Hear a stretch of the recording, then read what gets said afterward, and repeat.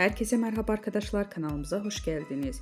Gübsü Özay'ın doğum gününü Barış Arduç böyle kutladı. Barış Arduç eşi Gübsü Özay'ın 41. doğum gününü sosyal medya üzerinden romantik bir paylaşım yaparak kutladı. Gübsü Özay'ın 41. yaşına girmesiyle birlikte keyifli bir doğum günü kutlaması gerçekleştirildi. Eşi Barış Arduç, kızları Jan Asya ile birlikte olduğu samimi fotoğraflarını sosyal medya hesabından paylaşarak Gübsü Özay'a olan sevgisini bir kez daha gösterdi.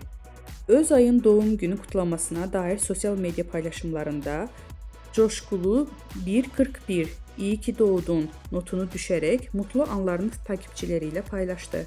Bu güzel aile anlarını sosyal medya üzerinden büyük bir yankı uyandırırken Barış Arduç Gübsü Özay çiftinin mutluluğu gözleri önünde sergiledi.